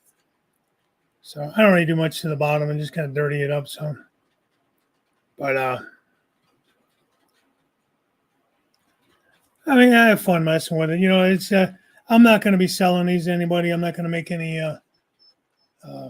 win any contests with them or nothing like that. But it's something. And this is an AccuRail kit that I built or bought. I think I bought this at a show, maybe. Yeah, because these are not Intermountain wheels. These are probably Walthers, or these might be KD wheels. I don't know what they are. They have the, they got the plastic axles on them.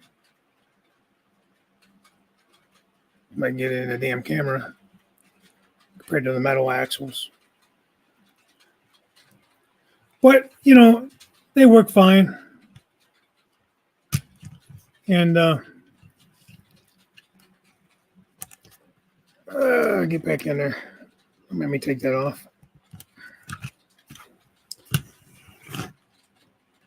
And I just weather with acrylic. Sometimes I use powder.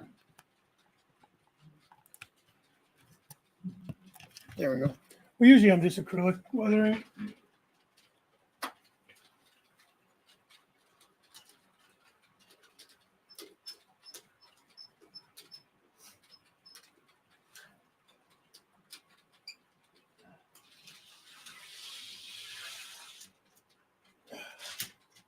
There we go. Now this one, I was able to do this one a little bit better. I don't know why I'm doing this, showing you these, but just stuff I've been messing with. Yes. Now this is a little bit more what I was going for. Just a little bit of the seam weathering, just a little bit of a wash on them. This is a newer car, and that's where I have to get better at. So,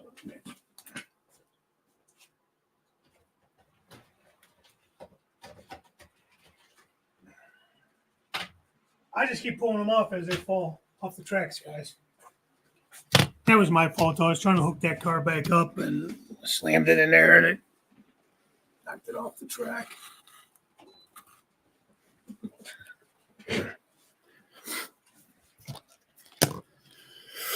I messed with this railgun.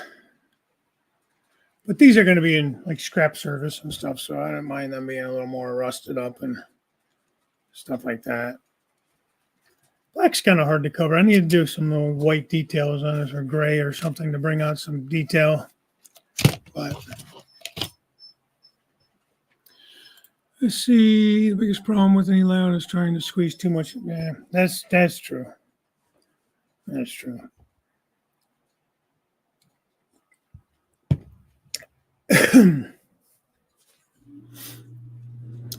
My thing is, I figure this would be my last layout. I don't plan on changing this. Haha. But,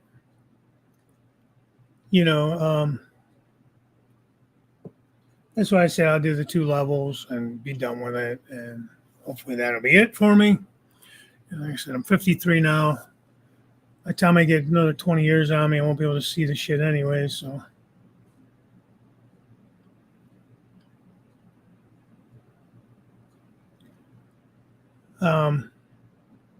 Now that I have a lot of going back to your question, JD, now that I have a lot of the track laid up top, I'm actually excited to get going on it. Although I do have a lot of areas on the lower levels still that I want to do work to. That are not scenic and stuff like that. So that's the downside. With me, I kind of tend to jump around. I get an idea and I'll go with it instead of just going from like left to right and just do everything, or at least a base of everything. For fine detailing, it's a lot involved in that. Like to get a scene so far along to make it look good is fine. For me to go back and actually get more details into it, it seems to be harder for me to do that. Just time-wise and stuff and patience-wise.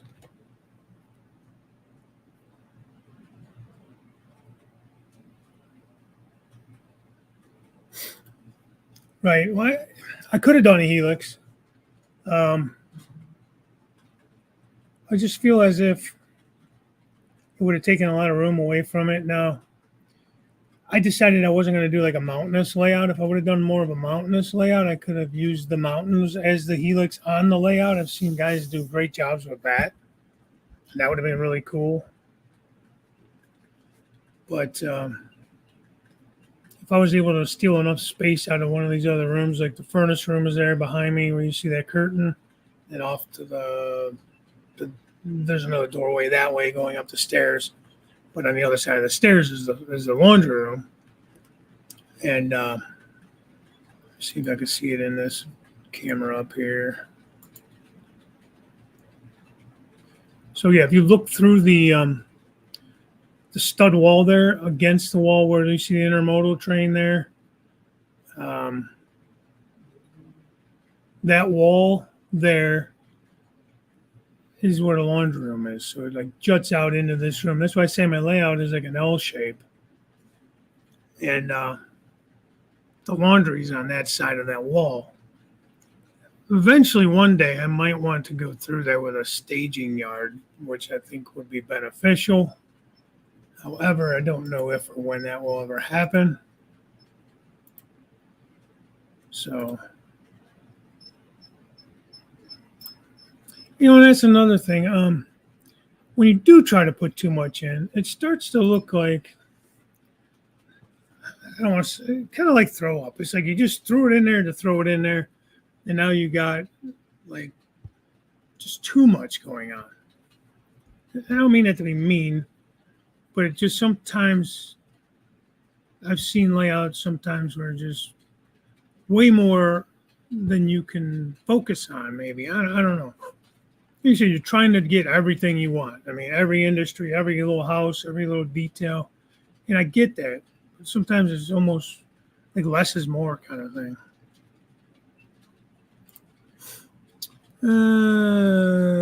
Then I get a lot of flack for using shelf couplers, but then my trains don't come apart sometimes even when I want them to. Yeah, yeah. Well, a lot of guys will use those, especially like to be prototypical on your tank trains and stuff. I don't know. Do they use shelf couplers on everything, or is it just certain types of cars in the real world? Thanks, Bernard.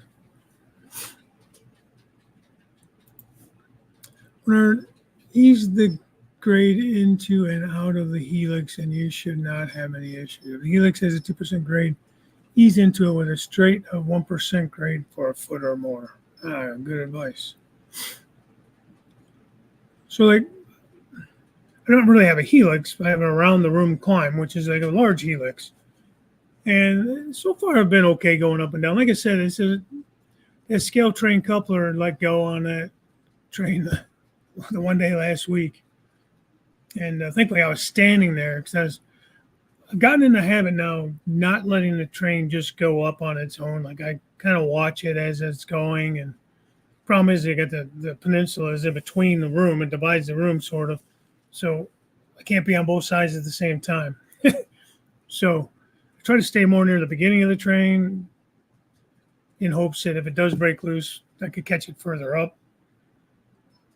But then you're standing there. It's like, now how do I stop it from rolling back down?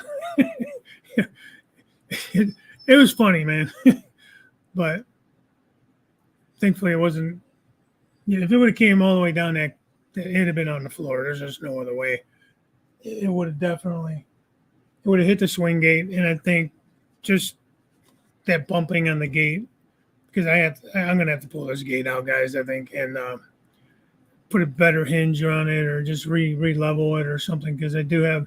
That's where I'm getting these derailments over here on the lower level, because it just sags enough now as things have settled that I'm getting just enough of an issue. Some days are better than others. Trying to build a third layout this time, HO in my mobile home. I decided to make modules I would need to create a loop to get the train back on a double main line. That sounds pretty cool. Yeah. And those longer cars too, you got to remember, you're going to get more play, even if you have perfect level track. You're going to get more play in those couplers just because of the length of the train, length of the couplers. Thanks, Stormy.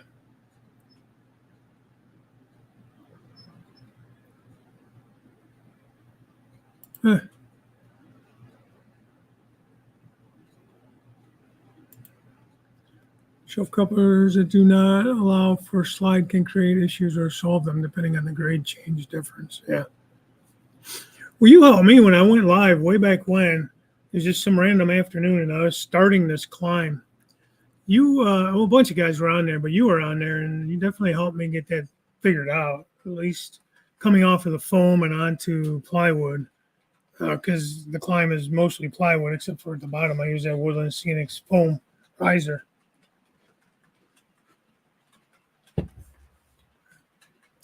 And you really helped me figure out that transition from one to the other.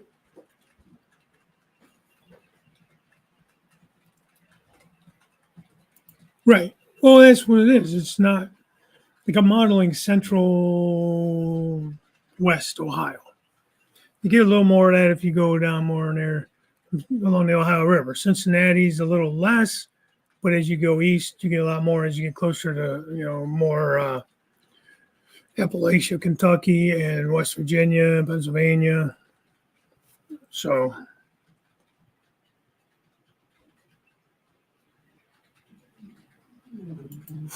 Yeah, and Anthony, believe it or not, because every time I get them on camera, they tend to, well, not always, but I tend to get issues. And most of the time, I have no issues. So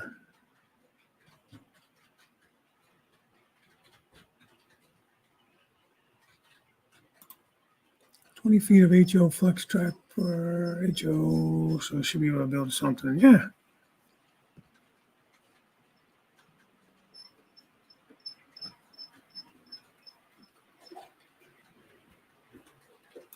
Oh, okay. You're going to build the helix into the mountains and stuff. That's like, what's his name out there? HO scale Evanston subdivision. He was the N scale guy that was modeling the Geneva sub, and then he switched over to HO. Oh, thanks. Yeah, Andy.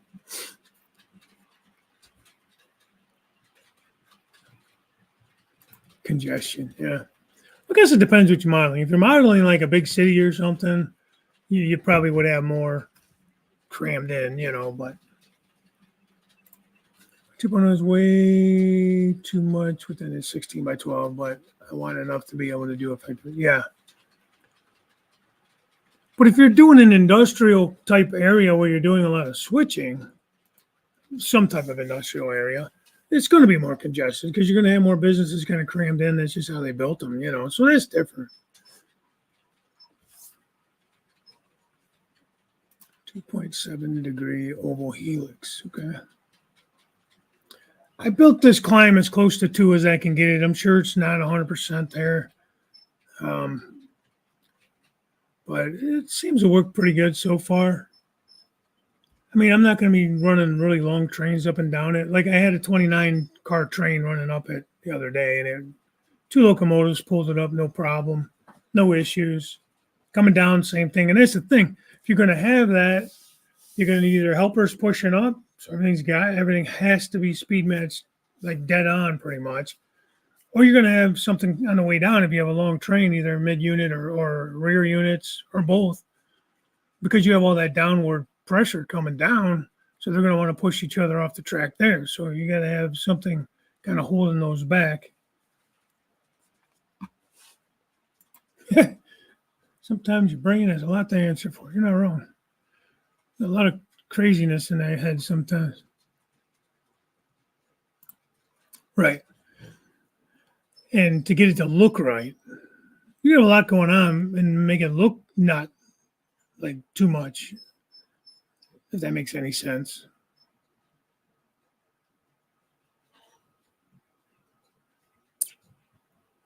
All right, Lynn, thanks for tuning in. I'm going to get out of here, guys. It's pushing almost 2 hours here. But I do appreciate all you guys coming in and all the great input. Just quickly get to the bottom here and make sure I didn't miss anything. Dave, I had a swing bridge on 1.0 and simply used a slight shelf and locking latch to align it. Yeah, I do have a little shelf. I don't know. I think the hinge, because I only have the hinge. It's either have to add another hinge. It's just like the hinge is maybe a 3-inch hinge on it. I need to do more like maybe a piano hinge.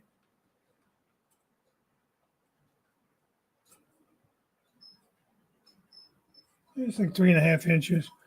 I thought it was more of a heavy duty hinge, but the gate's heavier than it was originally planned to be because I added the scenery and all that other stuff to it. So I don't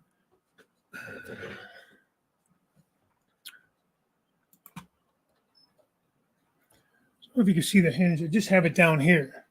So I think I need to either add a second one or just add one longer piano type hinge there. I do have a latch on the other side.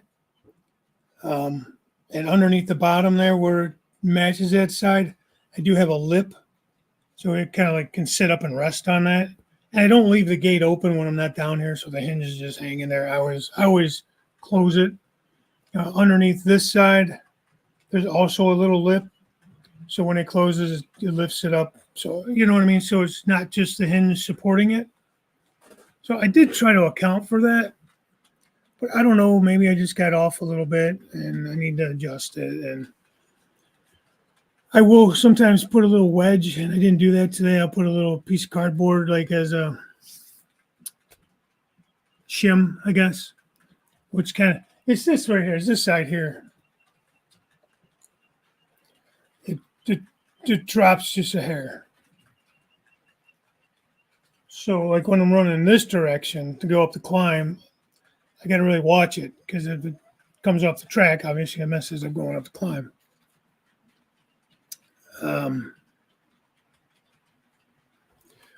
Well, Ray, apparently you're going to be watching a long time. You went on until 3 in the morning. So I think he was on 8 o'clock to midnight is 4 to 3 is 7 hours. He's a Jim Tedesco guy. I didn't see Jim in here this morning, but catch him later. He's usually on at 6. And then I don't know who's on for the Canadians tonight.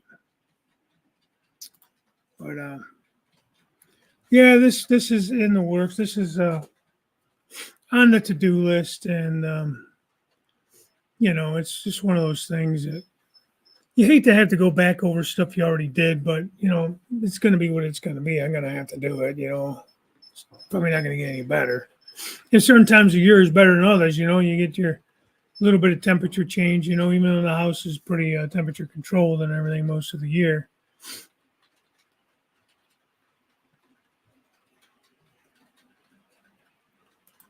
Thanks, Bernard. Now, the 4th week, my plan for, going through the summer months and that is to not do that 4th Thursday just because I'm on track Tuesday on Tuesday night. So it just gets to be a lot to be up twice a week. That may change, but for right now, that's what I'm going with. Give myself a little break.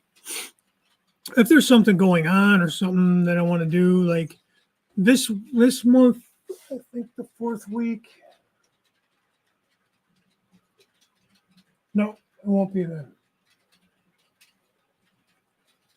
Okay, never mind. I was going to say the 4th week. It actually wouldn't be the 4th week. It'd be the first week of the month. It'd be the first week of May. That Thursday. 3, 1, 2. May 2nd. I might change the time a little bit. I might have something special going on that day. I got to see how things play out. And I might move the time a little bit later.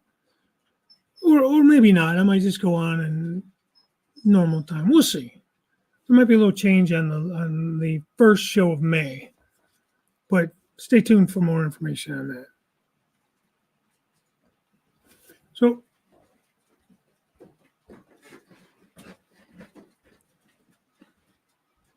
if you're talking to me, Jerry, it's just this. I think it's this gate. It's just sagging a little bit at this side. I think the hinge, I think, needs to be bigger.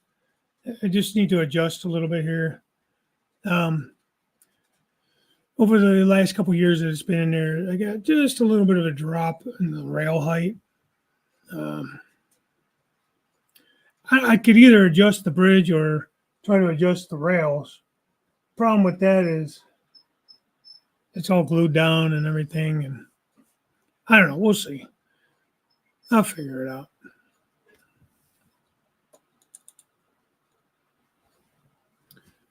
So, anyways, end of life hobby. God help our families that got to deal with all this shit when we're done with it. All right. Well, thanks, guys. I will catch you next week. I'll see you around the other channels. And I do appreciate y'all supporting and joining in and all your input. I'm going to mess with this smell, so maybe on the show next week we can discuss that more, see what I think of it. So that'd be kind of cool, maybe. So I will talk to you all later. Have a great day, great weekend. Hopefully we finally get some decent weather in here. And I will see you guys around. So bye for now.